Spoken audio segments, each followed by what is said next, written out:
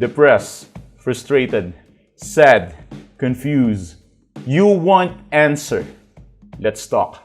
Give me a message sa page ko sa Philippine Dating Coach and you can have one-on-one coaching with Coach Baze. Just please and hit the bell button. Hinahanap ng puso ang pag-ibig mo. Hindi ko malilimutan ng pagmamahal. Ligaya na dala mo. At kung sakasakaling ang kaya mo bang ibalik ang dating pagtingin sa puso kong bumabalik pa sa iyo.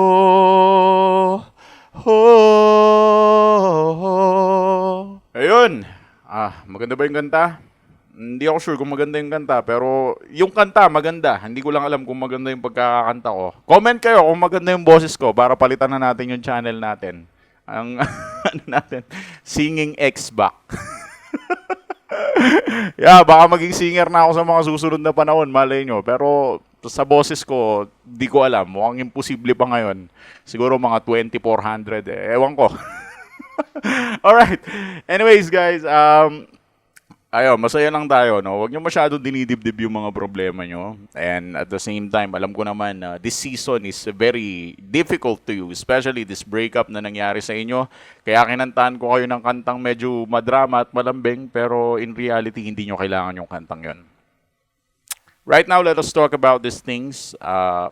Kapag ginagawa ito ng ex mo, ang tendency, talagang it means gusto pa niyang bumalik sa'yo. Actually, sobrang simple lang naman ma-determine kung gustong bumalik ng ex mo eh. Gusto niyo malaman? Okay, simple lang. Kapag ba yung ginagawa ng ex mo, katulad siya ng ginagawa mo? Kasi ikaw gusto mo bumalik yung ex mo eh. Kung yung ginagawa mo, ini-stalk mo yung ex mo, ini-stalk ka din ng ex mo, it means gusto ka pa niya. Kapag nagpo-post ka na madrama tungkol sa kanya, it means gusto ka pa niya, kagaya ng ginagawa mo na pagpo-post. Kung mayroon siyang mga bagay na ginagawang kahalintulad ng ginagawa mo, pero ano ba ang pinaka-biggest way para malaman kung gusto pang bumalik ng ex mo? It simply means, it's very simple. Once your ex reaches you out, that's it.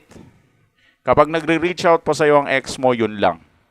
Yun lang ang pinaka-magagamit nating pinaka-paraan or pinaka-dahilan para malaman na gusto pang bumalik ng ex mo o hindi na. Pwede mo siyang ma-discover sa Facebook, pero balay ba natin kung anong pinagpo-post niya doon, di ba?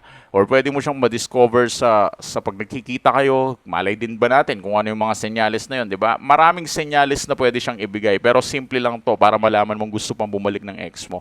Kapag ginagawa niya yung mga bagay na ginagawa mo. Alam mo yun? Ngayon, kung may mga ginagawa siya na katulad na napapansin mo, parang ginagawa ko din to parang ganito din ginagawa ko It simply means nagpapapansin yung ex mo kasi nakikita mo yung sarili mo sa kanya. And that's very basic. Hindi ko na kailangan palalimin pa to. Anyways, kung gusto mo niyang bumalik o hindi, wala ka na dapat pakialam doon, di ba? You need to set yourself free.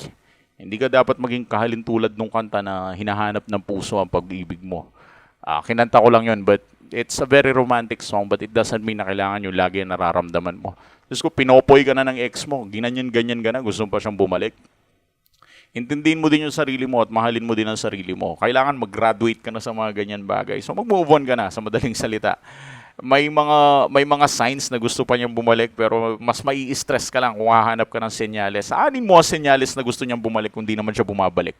Kahit marami kang makitang signs na gusto niyang bumalik, kung ayaw naman bumalik, hindi yan babalik. Kaya ngayon pa lang mag-move on ka na.